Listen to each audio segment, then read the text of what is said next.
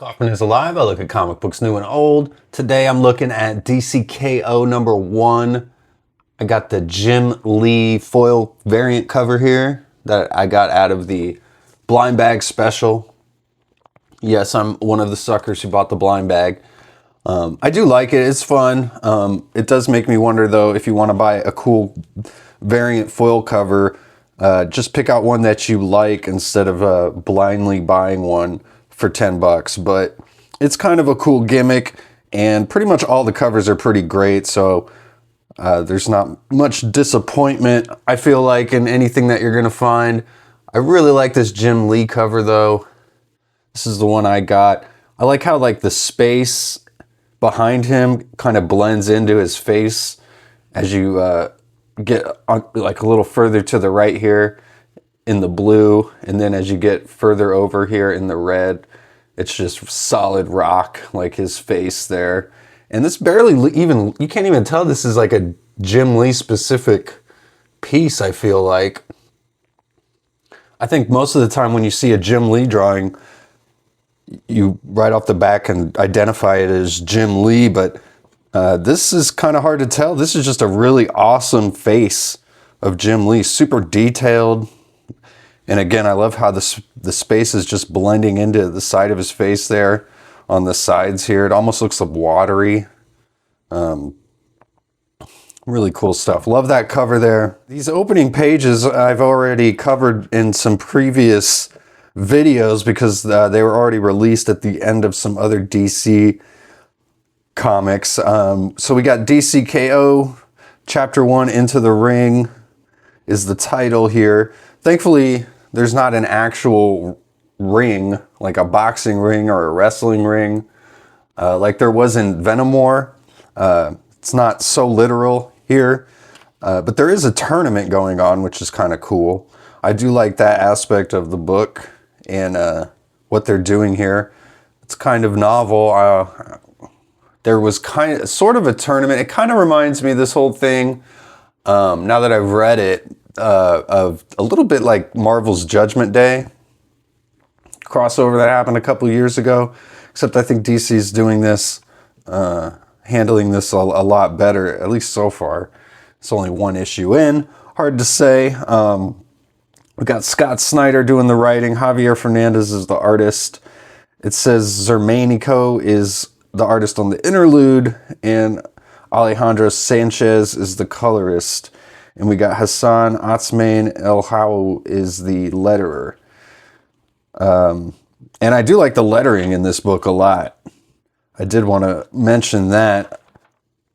I think there's some really cool lettering all throughout here.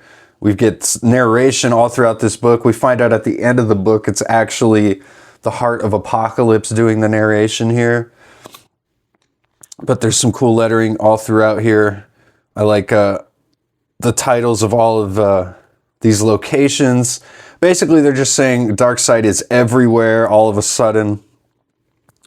But we find out that this actually is happening in 1 week. So we flash back here to all the heroes being told this by the Quantum Quorum.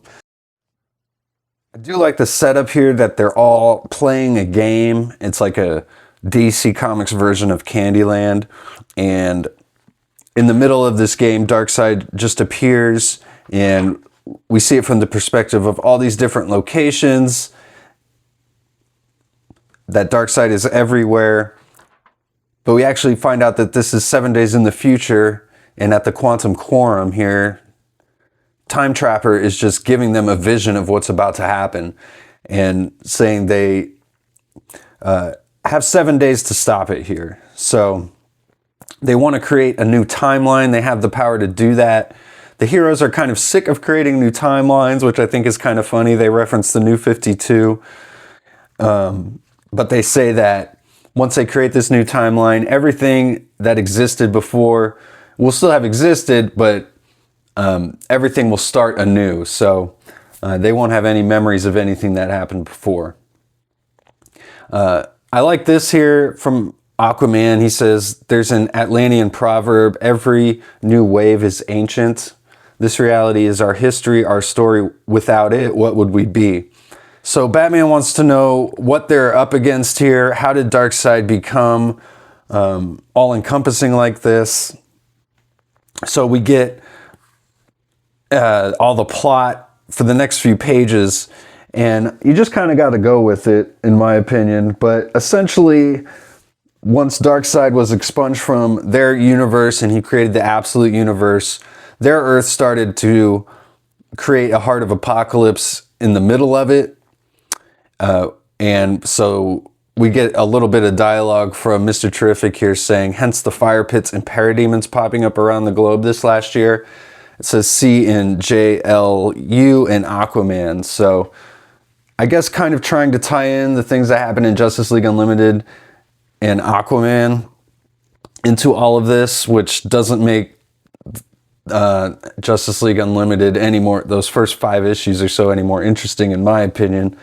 But when they were just fighting forest fires and stuff, really didn't like those issues all that much, looking back on it. But Batman's saying, hold on, if there's a Heart of Apocalypse forming at the center of the Earth, could we use it to transform one of us into something like him, a King Omega? Of course, Batman would come up with something so convoluted and insane. And Wonder Woman's like, that's an idea. So Time Trapper says, well, to do that, you need to restart the heart entirely, blast it with Omega energy you don't have. Batman says, yeah, but Booster Gold has some. So he could cosmically defibrillate the heart. And it's like, okay, I'm just going with it at this point. Again, the plot is completely convoluted here, setting up this tournament, in my opinion. It's kind of funny. So World Forger is explaining that the Heart of Apocalypse forming at the center of the Earth is sentient and it's 4th dimensional. So if you try to go close to it, it's going to change its form, and it's going to, this is by his calculations, so you just got to go with it. Turns out he's right in the end. He says, by my calculations, it would reshape itself to test you, create a tournament. Each of these rings would be a higher level of challenge, and to find an ultimate conqueror among you, a champion to prove you're worthy. One of you would have to defeat all the others and then defeat the heart itself. And then the universe will bend towards you. You will become the sole celestial entity. The World Forger says, a being perhaps capable of facing Darkseid. And this person, if they do defeat Darkseid, could bring it all back on the other side. Everyone and everything lost. And Booster Gold's like, yeah, in theory. So this is all just hypothetical, but they're going to try it anyway. So basically they're going to travel to the heart of the center of the Earth where this apocalypse heart is growing and try and defibrillate it and restart it, which will cause this giant tournament to take place interdimensionally where a champion will be crowned. And eventually when Darkseid comes in 7 days, that champion will be the one more powerful enough to defeat Darkseid and bring back everything that was destroyed. So, pretty crazy, but I'm going with it, like I said. But Superman's not. He says, forget it, we're not doing this.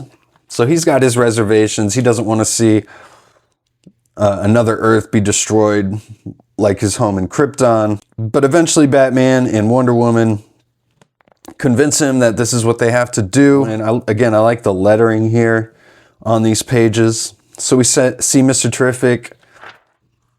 He sends out all these T-spheres basically to try and keep all of the powerful villains where they are. The heroes don't want them getting involved in any of this.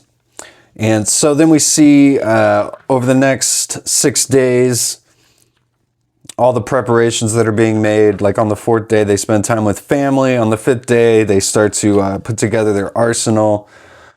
And then on the 6th day, they start to head off to the Scartaris Nexus. It says, a passage to the center of the Earth. So, and then in chapter 3, we head to the center of the Earth here. They're met by all these gigantic like parademons. He says, the contest begins at the drop of my Hell Mace. And we see Billy Batson. He's like pretty overconfident. He's like, well, looks like we finally get to see who will win, Superman or the Captain. And he's right as he's saying Shazam, we go shoom, Shazoom, and they kill him right away. Superman flies into action, punches the tooth out of this parademon right away.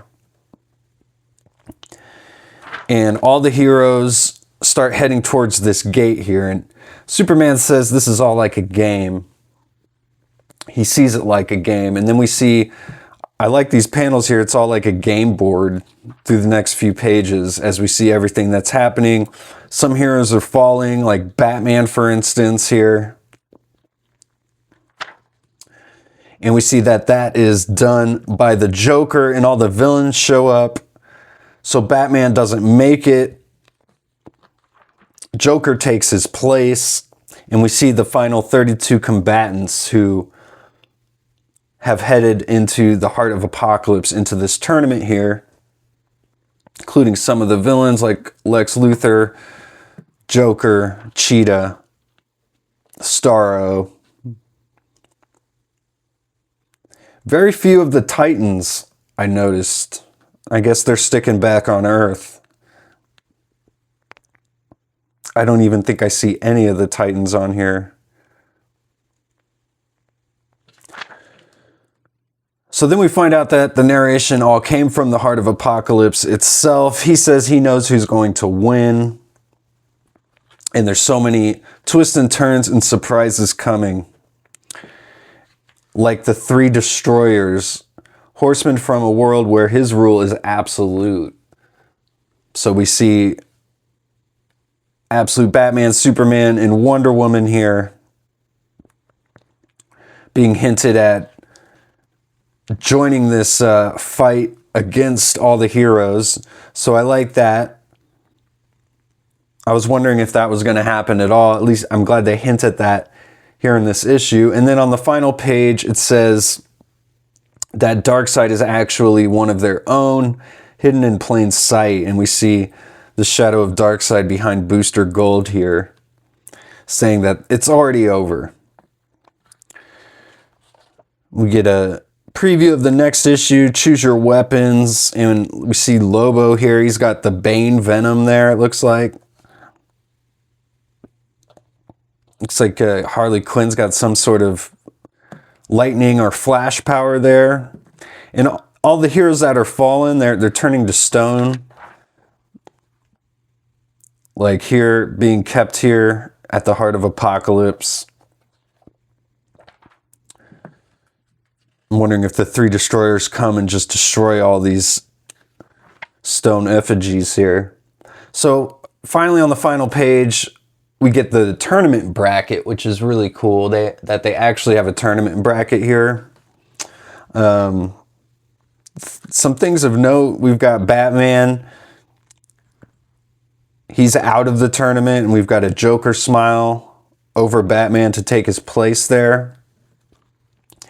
And Star Sapphire is the first round fight for Joker there. I gotta think that it's gonna be some sort of subversion and somebody like Star Sapphire will win this entire tournament. The cynical brain in me thinks that, but honestly, I think it's gonna come down to some heavy hitters. I would hope so anyway. If I had to guess, I think Superman and Supergirl in the semifinals against each other. Probably Harley Quinn and maybe Lobo in the semifinals here, and maybe a Supergirl Lobo final, something like that. That would be my just quick guess here looking at this bracket. I'm definitely going to be filling out a bracket.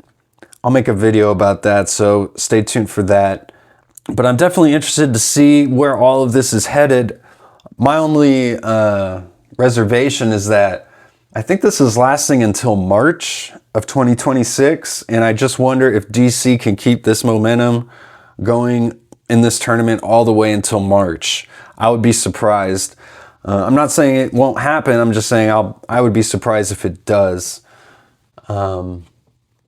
So we'll see. They got a lot of momentum right now. DC does with this DC KO in the Absolute Universe, the new Batman #1, Batman Hush 2. They've announced a lot of great things over at the New York Comic Con over the weekend. They seem to have announced a lot more than Marvel, I feel like. So, but let me know what you guys think in the comments. DC KO #1. Did you guys pick this one up? Did you guys do the blind bag? Let me know what you guys got and your thoughts on this issue. If you also read it,